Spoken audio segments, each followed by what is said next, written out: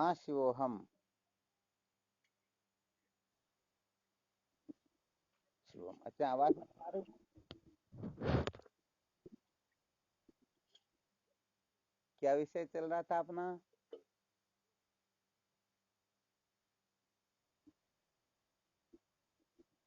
संसार को बनाए रखकर कभी भी सत्य का साक्षात्कार नहीं किया जा सकता।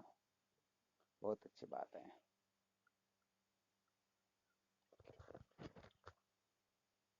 अच्छा, इस प्रसंग में कल क्या सुनाया था, ध्यान में है किसी को?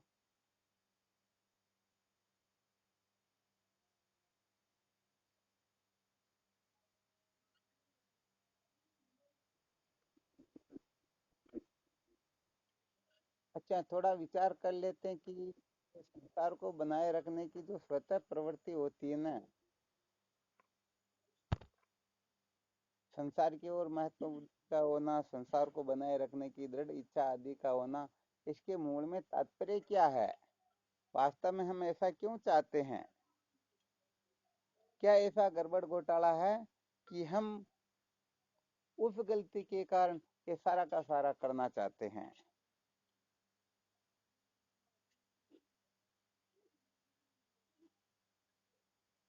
कोई बता सकते हैं क्या?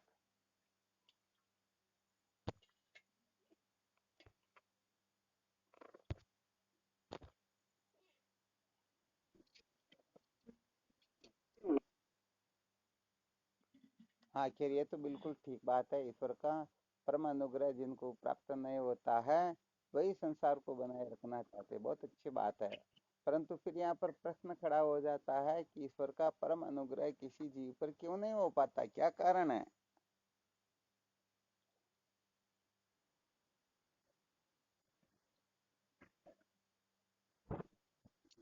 हाँ, वैसे देखा जाए तो यहाँ पर बहुत सारे सूत्र साधक बता सकते हैं, ऐसा नहीं कि यही ठीक है।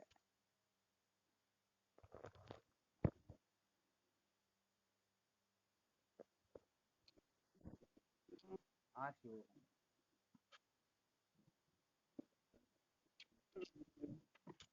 फिर ये तो है ही है। इनका यदि हम सदुपयोग नहीं करेंगे तो अपना अंतःकरण शुद्ध नहीं होगा, तत्व जिज्ञासा जागृत नहीं होगी। यहाँ पर प्रश्न ये है कि संसार को जो बनाए रखने का आग्रह है, वह किस कारण से होता है?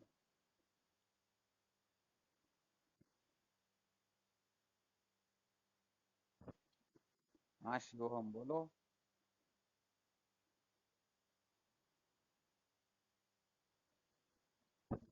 क्या बात, बहुत बहुत धन्यवाद। ये थोड़ा विशेष ब्रह्मास्त्र हुआ। यदि कोई अपने को अपूर्ण समझेगा, जैसे हम भोजन क्यों करते हैं, भूख लगती है, इसीलिए भोजन करते हैं ना, वरना भोजन करेंगे क्या? तो वैसे देखा जाए तो ये बहुत अच्छा सूत्र है कि जो अपने को अधूरा समझेगा, अधूरापना महसूस करेगा, वह, क्योंकि जिस प्रकार से समस्त नदियां जो है समुद्र को प्राप्त होने के लिए ही दौड़ा करती हैं, तो अपने को अपूर्ण समझ रही ना।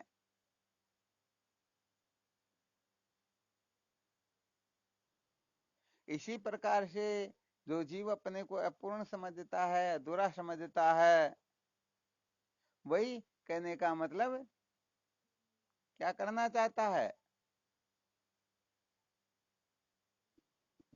वही संसार को बनाए रखना चाहता है। अच्छा, ये जो बात बताई भवानी शंकर जी महाराज ने, तो ये समझो एक प्रकार से सूत्र बता दिया। परंतु अपन अपूर्ण किस रूप में समझते हैं?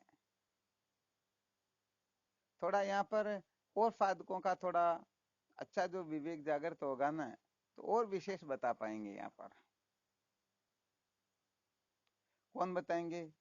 कंवर जी, आप भी बता सकते हो, आप भी बता सकते हो, कोई भी इस पर अपने विचार प्रकट कर सकते हैं। अपन अधूरा अपने आप को क्यों समझते हैं? यहाँ पर फिर विशेष विशेष सूत्र निकल सकते हैं।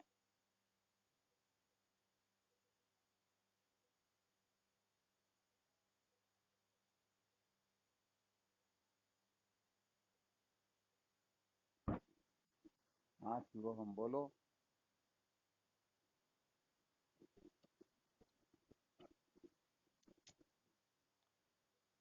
हाँ, वैसे देखा जाए तो सबका मूल कारण तो अज्ञान ही है, परंतु वो कारण बताओ, अज्ञान के वशीभूत हुए जीव किस प्रकार की कल्पना करते हैं, जिस कारण अपने को अधूरा समझ बैठते हैं और पूर्ण होने के लिए फिर संसार को बनाए रखने की इच्छा करते हैं।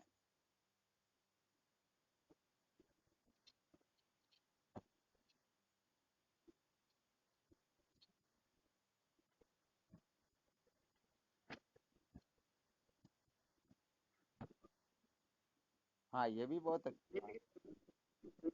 हाँ शिवो, हम बोलो।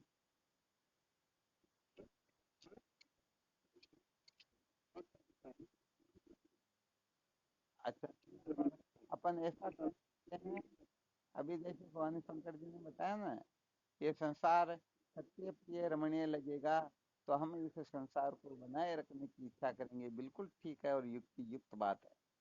अच्छा, भीरूलाल जी महाशय क्या बता रहे थे? अर्थात जो अपने को दुख रूप समझता है, तो बताओ, आनंद रूप होने की इच्छा करेगा या नहीं करेगा?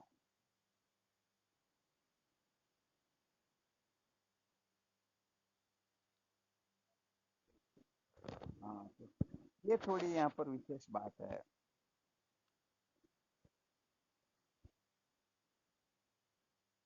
देखो यहाँ पर प्रसंग से थोड़ा विशेष रहस्य बता देते हैं। शायद ये बात अष्टावक्र गीता में भी आई हुई है। जीव मात्र में प्राय तीन प्रकार की इच्छाएं स्वाभाविक रूप से रहा करती। कितने प्रकार की इच्छाएं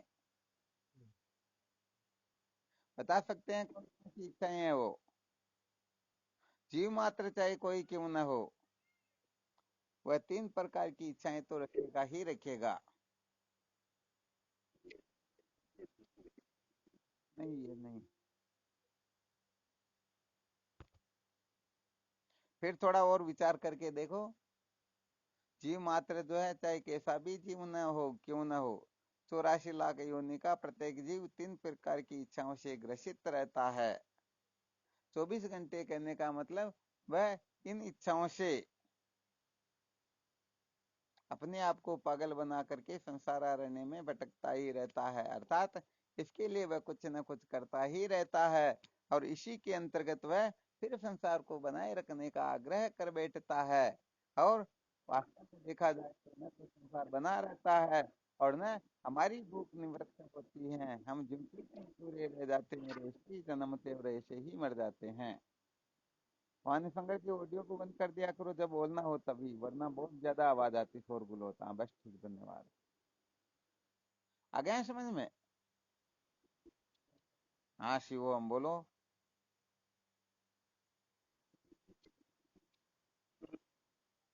हो गया, गलत हो गया फिर। जीने की इच्छा अपने स्वतः स्वरूप को न जानने से होती है।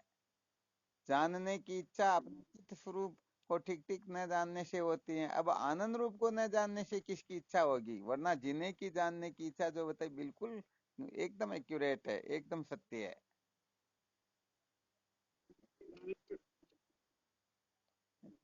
फिर भी गड़बड़ हो रही। क्या बात है। वैसे देखा जाए तो जब किसी सूत्र के ऊपर विवेचना करे तो उस सूत्र के अनुकूल ही अपने को बोलना होता। वैसे देखा जाए तो सुख के लिए ही तो कर रहे हैं, परंतु अष्टावक्र जी महाराज जब राजा जनक को उपदेश करते हैं तब यही कहते हैं, हे राजन, इस संसार में तीन प्रकार की इच्छाएं प्राय स्वाभाविक रूप से जीव मात्र में पाई जाती हैं, जीने की, जानने की, भोगने की। और ये तीन प्रकार की इच्छाएं जिनकी निवृत्त हो गई हैं, समझो वही कृतार्थ हुआ है, समझो वही महात्मा है, वही जीवन मुक्त है। समझो वो सदा सदा के लिए अपने जीवन को धन्य बना करके परम पुरुषार्थ को प्राप्त हो चुके हैं। विचार करके देखो, जीने की, जानने की, भोगने की इच्छा जीव मात्र को होती या नहीं होती है? कोई है ऐसा जो मरना चाहता हो? हाँ, कहने का मतलब, हालांकि ठीक है कि जैसे अपन मानव योनि में है तो सुअर की योनि को हम देखना भी नहीं चाहते हैं, सोचते हैं कि ये तो मर भी जाए तो भी बहुत अच्छी बात है। परंतु जब अपने को सुअर की योनि मिल जाएगी, उस समय यदि कोई अपने को मारने के लिए थोड़ी बहुत भी कोशिश करे तो बताओ, बचने के लिए कितना प्रयत्न करेंगे? फायदा आपको पहले सुनाया था, एक सत्य घटना थी। साधना के बल से किसी को ऐसा अनुभव हो गया, कोई ठाकुर साहब थे, तो उनकी साधना परिपक्व होने से उनको ऐसा पता चल गया कि मेरा होने वाला जो जन्म है फलाने गांव के अंतर्गत फलाने हरिजन के यहाँ पर इस तारीख को इतने बज करके इतने मिनट पर जन्म सुअर के रूप में होगा, और जो सुअर जन्मेगा उसके सिर पर श्वेत रंग का टीका होगा। तो बताओ, मानव देह में रहते हुए कोई सुअर की योनि को पसंद करेगा क्या? तो उन्होंने कहने का मतलब अपने पुत्र को बुलाया और सारा रहस्य समझा दिया, बेटे फलानी तारीख को इतने बजकर इतने मिनट पर मेरा सुअर के रूप में जन्म होगा, सिर पर श्वेत रंग का टीका होगा। तो ऐसा करना, जैसे मेरा जन्म हो और एक गोली चला देना, ताकि मैं कम से कम इस नीच योनि से तो मुक्त हो जाऊं। अब उनका बेटा भी बड़ा सावधान था, पिताजी का आज्ञाकारी था, सब कुछ था, परंतु पहुंचते पहुंचते 5 मिनट की देर हो गई। कितने मिनट की? 5 मिनट की देर हो गई। तो जैसे वो जा करके पहचान गया, भाई यही मेरे पिताजी हैं, वो बंदूक सीध पर करके जैसे ही गोली चलाने लगा, उधर से आवाज लगा दी, बस बस बस, गोली मत चलाना, मैं तो यहाँ पर मस्त हूँ, मैं मरना नहीं चाहता हूँ। अब विचार करके देखो, जिनको जैसी जैसी योनि प्राप्त होती है वो वहीं पर अटक जाते हैं या नहीं अटक जाते हैं? हाँ बिल्कुल, कहने का मतलब इस संसार के अंतर्गत जीव मात्र को ले लीजिए, उनको जो जो मिले हुए, चाहे पुत्र मिला हुआ हो, पत्नी मिली हुई हो, पति मिले हुए हो, भाई बंधु कुटुंब परिवार जो भी मिले हुए हैं, वो उनमें संतुष्ट रहते। यहाँ तक कहते कि हमारे को तो 7 जन्म तक भी यही पति मिले, ये पत्नी मिले। तो बताओ, ये उस समय ममता ममता होती या नहीं होती? चाहे वो कैसे भी क्यों ना हो, फिर भी उनमें आसक्ति ममता ममता हो जाती या नहीं हो जाती है? हाँ, तो कुल मिलाकर के जो अपने सत्य स्वरूप को नहीं जानता है, देखो ब्रह्म के जो विशेषण है, जो स्वरूप लक्षण भी कहलाते हैं, तैत्तरीय उपनिषद का मंत्र यह संकेत करता है, सत्यम ज्ञानम अनंतम ब्रह्म। जो सत्य रूप है, जो चित्त रूप है, जो आनंद रूप है, उसे ब्रह्म कहते हैं। और वही ब्रह्म तत्वमसी ब्रह्म है। आ गया समझ में? तो कहने का मतलब, जब हम स्वयं ब्रह्म हैं, तो बताओ हम भी सच्चित आनंद रूप हुए या नहीं हुए? हम बिल्कुल 100% सच्चित आनंद रूप है। वास्तव में देखा जाए तो अपने को किसी की आवश्यकता ही नहीं है, हम तो सम्राटों के सम्राट है। कहते हैं ना, धन किस लिए है, चाहता तू आप माला माल है, सिके सभी जिससे बने तू वही माँ टकसाल है। तो हम, ऐसा नहीं कि हमारा नाम ब्रह्म है या हमारा कोई ऐसा वैसा जो वो ब्रह्म, ऐसा नहीं, बल्कि हम स्वयं ब्रह्म हैं। तो हम ब्रह्म है, तो बताओ हम सत्यचित आनंद रूप हुए या नहीं हुए?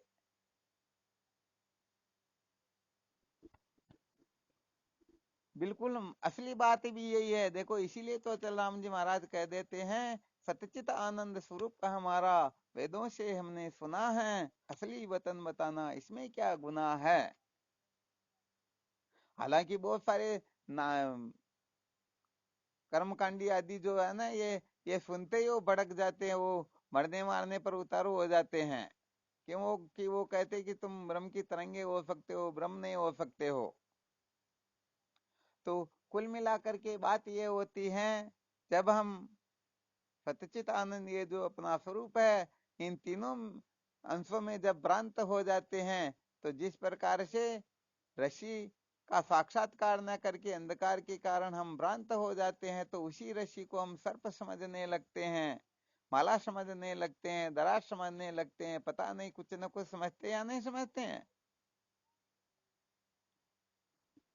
तो ऐसे ही जब हम अपने असली स्वरूप को नहीं जानते हैं, तो उसी समय ये भ्रांति हो जाती है। जो अपने को सत रूप नहीं जानता, देखो सत्य जो होता है, त्रिकाल आबादी तुम सत्य तुम, जिसका तीनों कालों में नाश हो ही नहीं, जिसका बाद न हो सके, जिसको मिटाया न जा सके, जिसमें किसी प्रकार का परिवर्तन नहीं किया जा सके। अरे जो समस्त परिवर्तनों का साक्षी है, उसके परिवर्तन को फिर कौन प्रकाशित करेगा?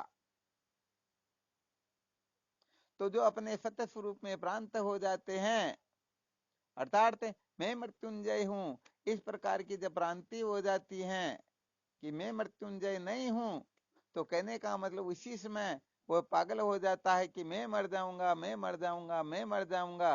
वह जीने की इच्छा करने लगता है और अनेक प्रकार के उपाय, देखो ध्यान देना अच्छी तरह से, इसके मूल में क्या रहस्य होता है उस पर भी थोड़ा मंथन कर लेंगे, ताकि ये मरने की भ्रांति जो होती है, अर्थात जीने की, जानने की, भोगने की जो भ्रांति होती है, क्यों होती है?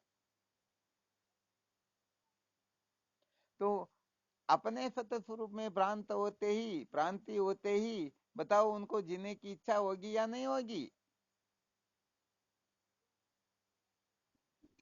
हाँ बिल्कुल निश्चित रूप से होगी, क्योंकि उसे पता ही नहीं, उसे ऐसी भ्रांति हो गई कि मैं मर जाऊंगा, मैं मर जाऊंगा, मैं मर जाऊंगा।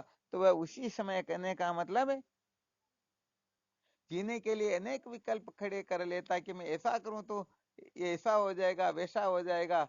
फिर भी अंत तो गत्वा मृत्यु हो जाती है या नहीं हो जाती है?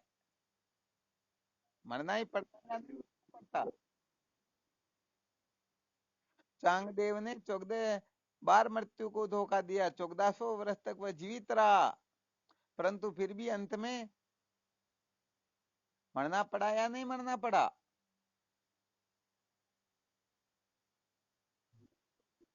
तो यहाँ पर विशेष बात यह है कि जो अपने सत्य स्वरूप को नहीं जानता है, उसे ही जीने की इच्छा होती है।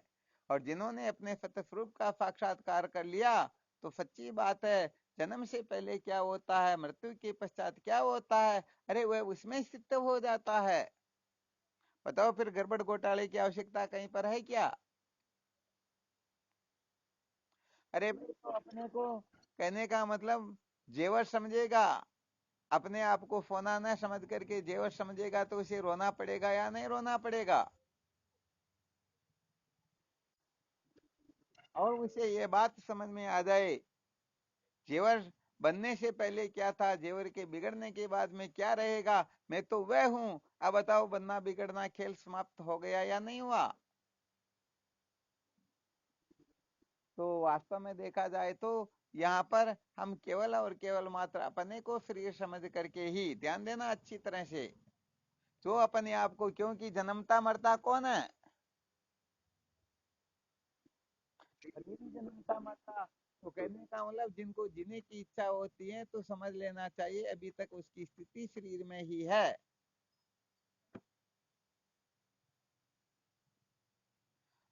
वैसे देखा जाए तो अब इनका मंथन जो किया जाए, विचार किया जाए, तो जब तत्वानुसंधान के चतुर्थ परिच्छेद का अध्ययन होगा ना, तब उसमें वासनाओं का वर्णन होगा।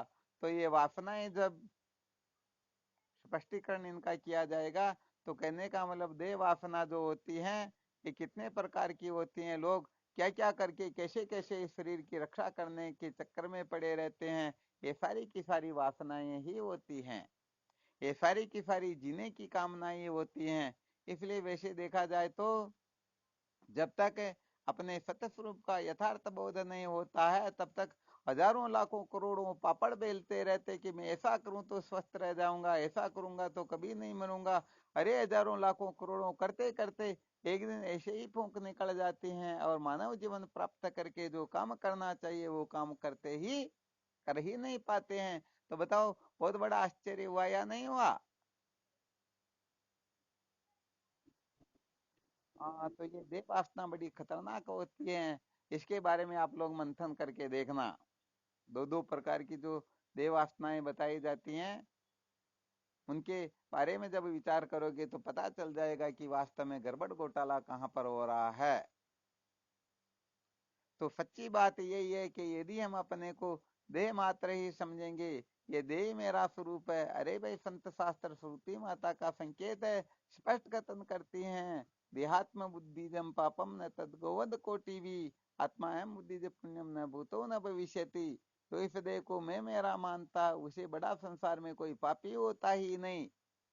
फिर भी हम गड़बड़ घोटाला कर रहे हैं या नहीं कर रहे हैं?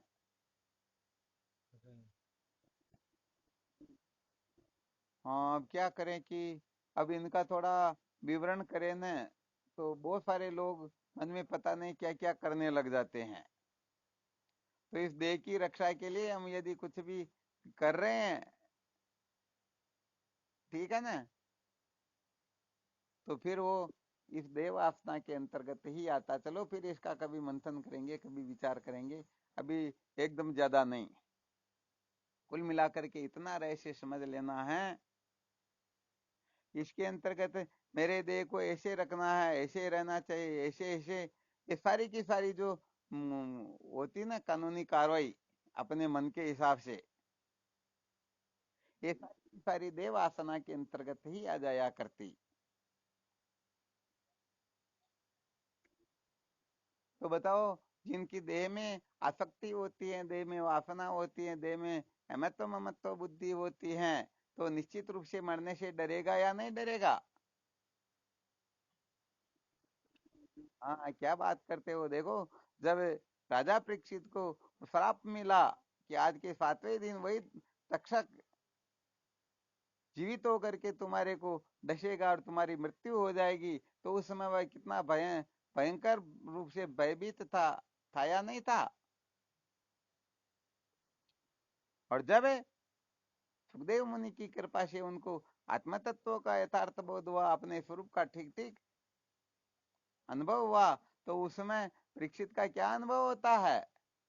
अरे परीक्षित कहते हैं कि एक सर्प तो क्या, ऐसे ऐसे अनंत अनंत कोटि सर्प भी आए और इस शरीर को डस लेंगे, और तो कर क्या सकेंगे। मैं तो सच्चिदानंद अद्वितीय ब्रह्म हूँ, अहम ब्रह्म परम धाम ब्रह्म अहम परमम पदम।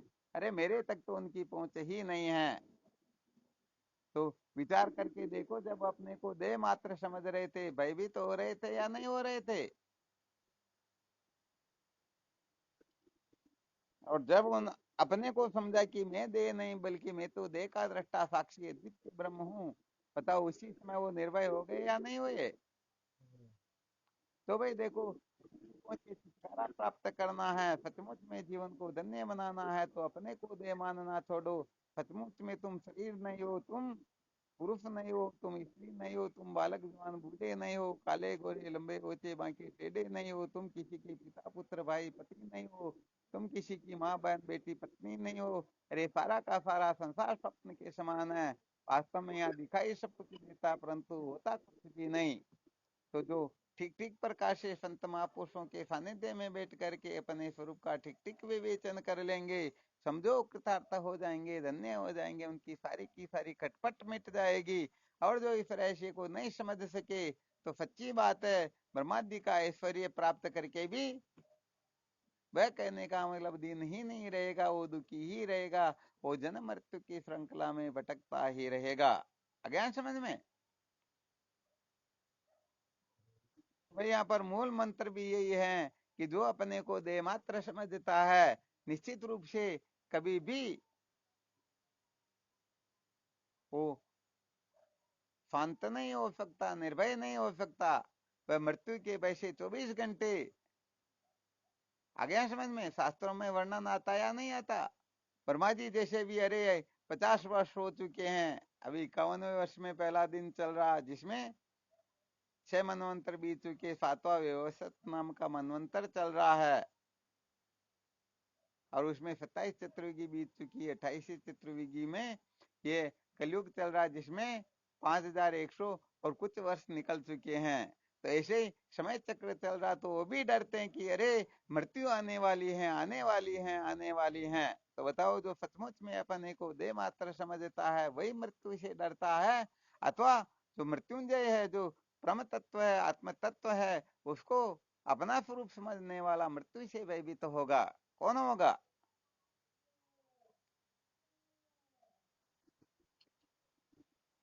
बस कुल मिलाकर के जो इस देह में अमता ममता रखेगा, देह के पीछे पागल होगा, देह को सत्य प्रिय रमणीय समझेगा, निश्चित रूप से वह कभी भी कभी न छूटे पीड़ा दुख से। जिसे ब्रह्म का ज्ञान नहीं, वह कभी भी दुखों से मुक्त नहीं हो सकता। देखो, सत्य बता देते हैं, आज समझो कल, बेगा समझो चाहे मोड़ा, कल्प कल्पांतर के बाद में समझो या अभी समझो, जिस दिन मैं सच्चित आनंद अद्वितीय ब्रह्म हूं यह बात समझ में आएगी, तभी समस्त दुखों से छुटकारा प्राप्त होगा।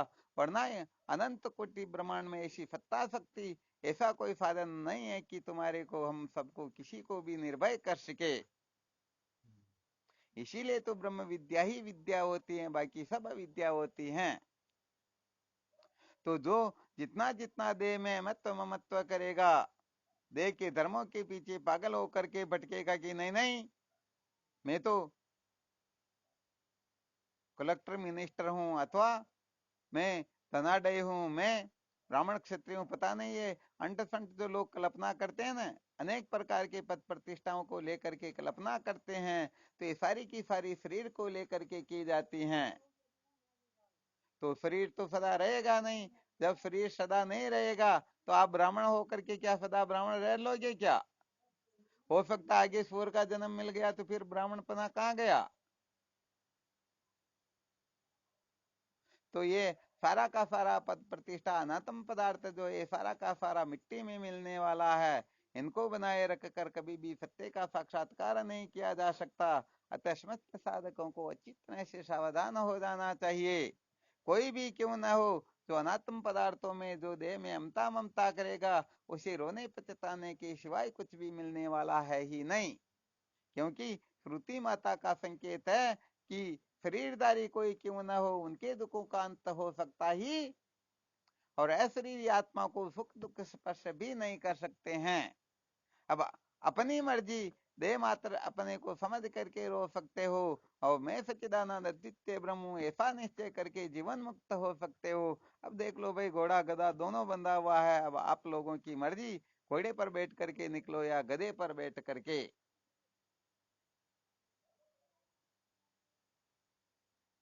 पक्का है ना? हाँ, इसीलिए कहने का मतलब वैसे देखा जाए तो अभी ये देह की चर्चा ही चल रही, इस देह से तो भी आगे 4 कोष हो रहे, इन 5 कोषों पर जो विजय प्राप्त करेगा वह तो फिर वेदांत की समझो LKG में अब उत्तीर्ण हुआ है। आगे तो सारी पढ़ाई अभी बाकी है। साधकों को सबसे अधिक से अधिक इन्हीं का मंथन करना चाहिए, विचार ही करना चाहिए कि सचमुच में ये मैं नहीं हूँ, ये मेरा नहीं है, ये सत्य नहीं है। अरे अनात्म पदार्थों को प्राप्त करके इनका क्या लोभ करना है, क्या अभिमान करना है? ये तो एक क्षण में पता नहीं नष्ट हो जाते हैं। तो नाशवान चीजों पर, बदलने वाली चीजों का क्या अभिमान करना है? इनका कोई औचित्य नहीं होता है। तो संसार में लोग कर्म धन भोग के पीछे पागल हो रहे हैं। सोचते कि नहीं नहीं, देखो थोड़ा संकेत कर देते हैं। जिस धन के पीछे पागल होकर के हम सदा सर्वदा मेरा मेरा करते रहते हैं, वह धन कभी नहीं कहता कि ये मेरा मालिक है। और वैसे देखा जाए तो धन तो वेश्या से भी ज्यादा खतरनाक होता है या नहीं है? अरे अभी आपकी जेब में है, थोड़ी देर में आपकी जेब से निकल करके दूसरे की जेब में, तीसरे की जेब में, एक ही दिन में कितने की जेबों में चला जाता, तो वह खतरनाक या नहीं हुआ? ऐसी खतरनाक चीजों के पीछे हम पागल होते हैं कि नहीं नहीं ये मेरा है, इसे मेरा कल्याण हो जाएगा, वास्तव में मेरे दुखों की निवृत्ति होगी तो इनसे ही होगी। तो ये ना समझिया जो बैठी रहती हैं, ये ना समझिया जीवों को संसार अरण्य में भटकाती रहती हैं। इसलिए कुल मिलाकर के जो कर्म धन भोग को महत्व देगा, जो देह आदि प्रपंच में उलझा हुआ रहेगा, इनको ही सत्य प्रिय रमणीय समझेगा, तो सचमुच में कभी भी स्वप्न में भी दुखों का अंत होने वाला है नहीं। यदि दुखों से छुटकारा चाहते हो तो अपने को सचमुच में सत्य का साक्षात्कार करना होगा। वरना कहने का मतलब भरोसे मत रह जाना कि हमारा कल्याण हो जाएगा। तो अभी जो अपनी चर्चा चल रही है जीने की, जानने की, भोगने की, ये 3 प्रकार की इच्छाओं में एक इच्छा, और एक इच्छा तो क्या, एक इच्छा में अंश मात्र भी यदि कमी है तो समझ लेना अभी तक तत्व साक्षात्कार ठीक ठीक हुआ नहीं।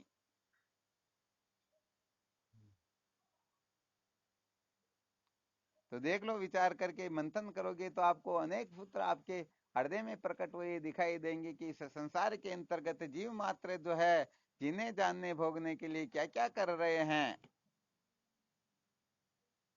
अरे चाहे कितना भी इसको शरीर को खिलाओ पिलाओ, कितना भी इसके मालिश करो, कितना भी कुछ भी क्यों ना कर लो, अंत में फिर ये तो मिट्टी होने वाला ही है। अतः मुख्य बात तो ये होती है कि अपना आग्रह जो है यदि करना ही हो तो कुल मिला करके अपने सत्य स्वरूप के साक्षात्कार के प्रति आग्रह कर लेना चाहिए। वरना इन अनात्म पदार्थों को बनाए रखने के चक्कर में पड़ेंगे तो कहने का मतलब वो ब्याज चाहने वाला जैसे मूलधन को भी खो देता है, ऐसी हमारी स्थिति हो जाएगी और अंत में रोने पछताने के सिवाय कुछ भी मिलने वाला है ही नहीं। ये ब्रह्मास्त्र है, अच्छी तरह से समझ लेना। तो कुल मिलाकर के वशिष्ठ जी महाराज भगवान राम को कहते हैं, हे राम, देह पोषण में लगा रह करके कोई आत्म तत्व को देखना चाहता है तो कैसा काम कर रहा हो? कौन है योग वशिष्ठ पढ़ने वाले साधक? अभी मालूम पड़ जाएगा।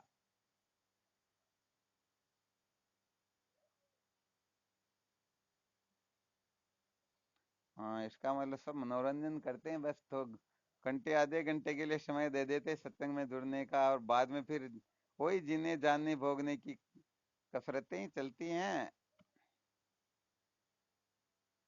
अरे इतने शूरवीर हो, गजब, सबको योग वाशिष्ठ का अध्ययन तो खूब करवाया, मुमुक्षु प्रकरण का तो विशेष रूप से कह रखा समस्त साधकों को। अरे बहुत बहुत धन्यवाद है, बहुत अच्छी बात है।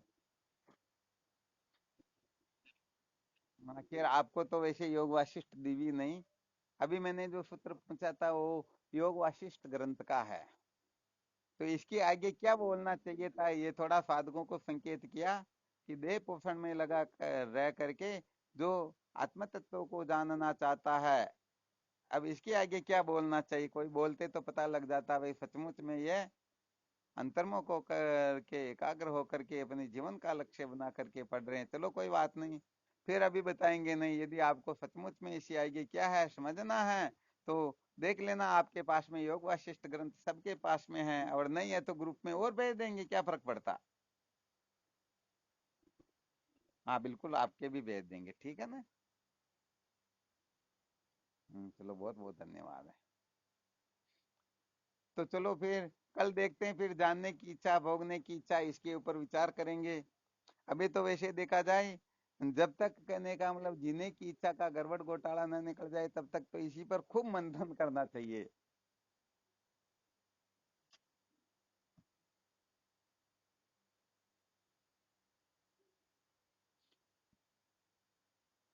सचमुच में जिनके जीने की इच्छा निवृत्त हो जाती है ना, उनकी तो स्थिति ऐसी हो जाती है, सचमुच में बात ही कुछ और होती है।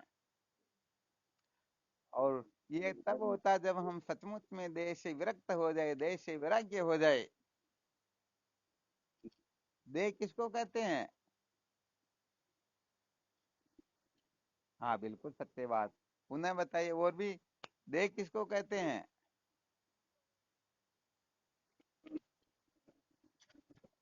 हम्म।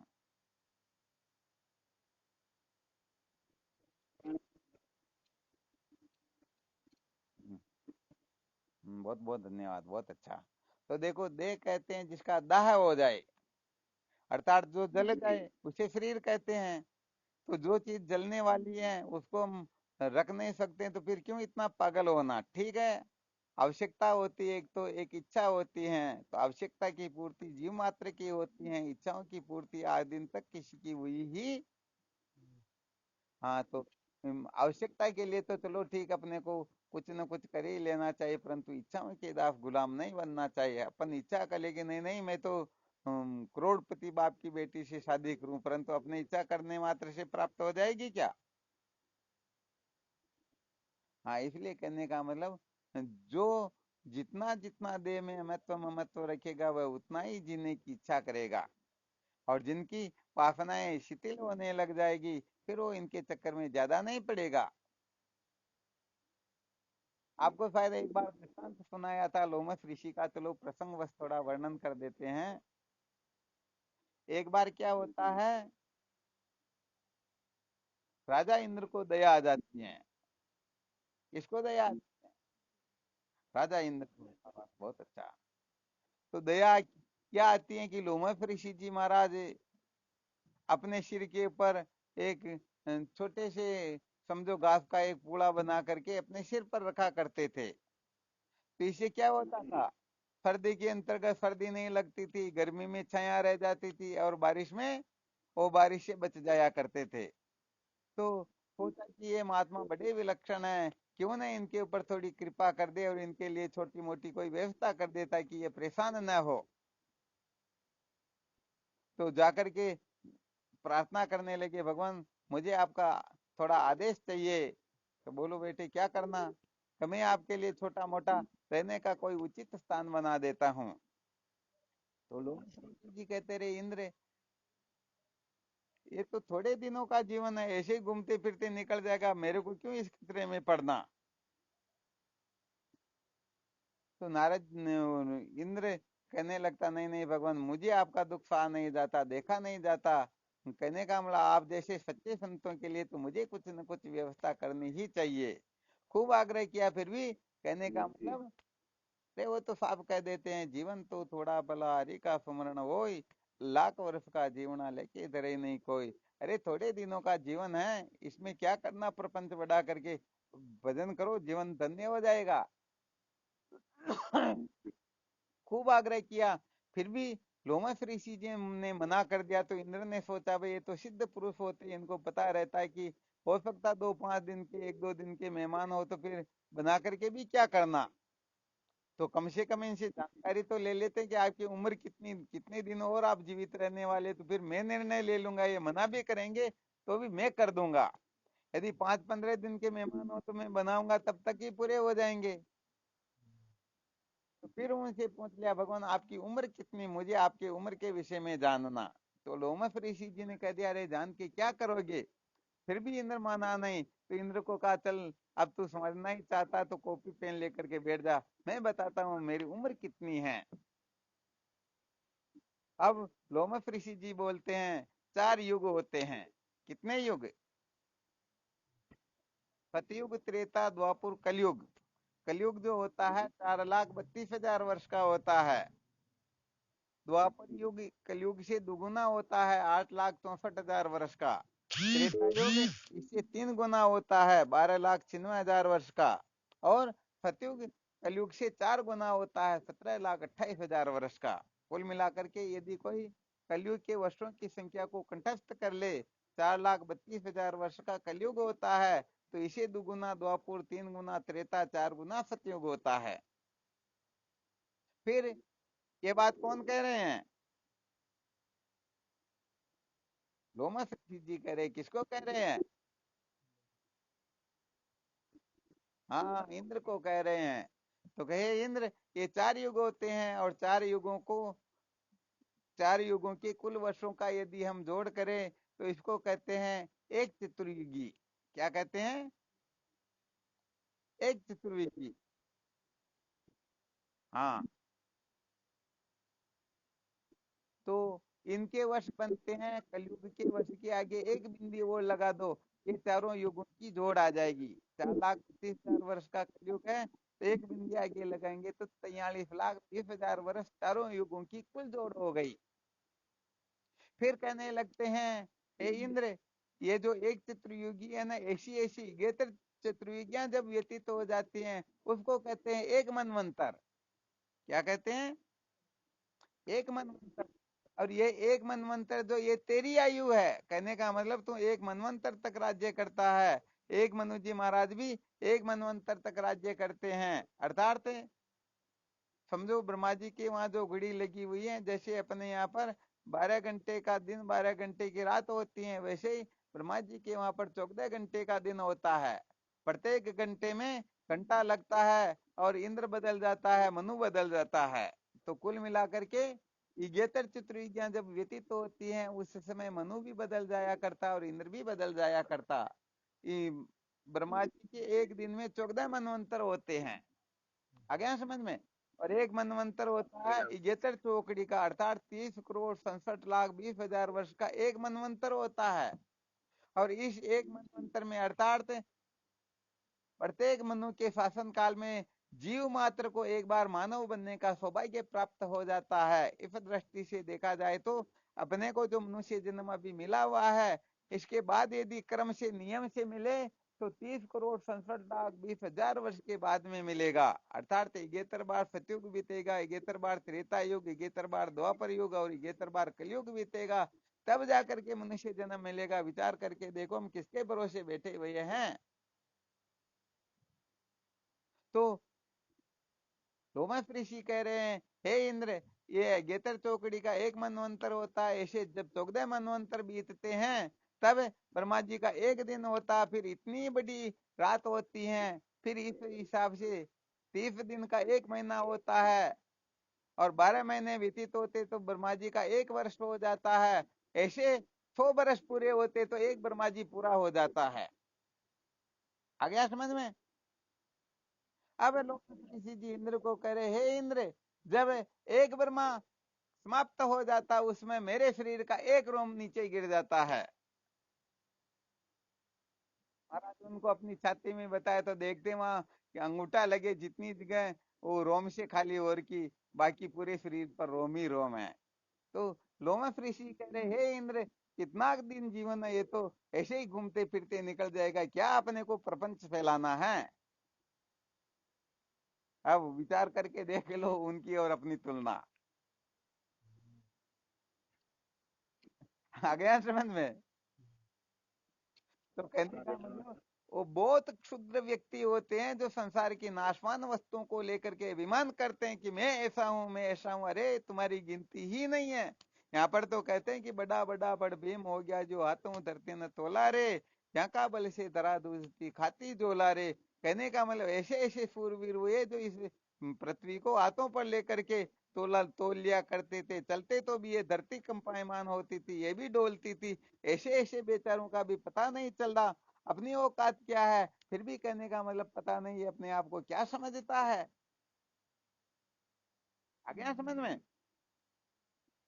तो भाई यहाँ पर एक बात यही है कि जब तक हम अपने को देह मात्र समझेंगे, देह में आसक्ति रहेंगे, ममता ममता रखेंगे, तब तक कहने का मतलब निश्चित रूप से मृत्यु से भयभीत होंगे ही होंगे। और जिनको आत्मा तत्व का बोध हो जाता है मृत्यु से सदा सदा के लिए निर्भय हो जाता है। अरे मृत्यु कभी भी क्यों ना आए, वह उनका स्वागत करता है। सब जग दर पे मरण से मेरे मरण आनंद, कब मरिए कब भेंटे पूर्ण परमानंद। तो कहने का मतलब सच्ची बात तो ये देह किसी का रहता ही नहीं, आत्मा का नाश होता ही नहीं। अरे वह तो मृत्युंजय है, उसका नाश करने की सामर्थ्य कौन रखता है। काल तो क्या महाकाल भी उसकी ओर देख नहीं सकता, फिर भी हम डर रहे कि ऐसा हो जाएगा वैसा हो जाएगा। इसलिए जिनको अपने स्वरूप का बोध नहीं होता वो बेचारे दिनहीन होकर के भटकते रहते हैं, और जिनको अपने स्वरूप का बोध होता है वो सदा सदा के लिए कृतार्थ हो जाते हैं। आ गया समझ में? चलो ठीक, तो फिर इसके ऊपर मंथन करते रहना, फिर देखते हैं कल और विचार करेंगे।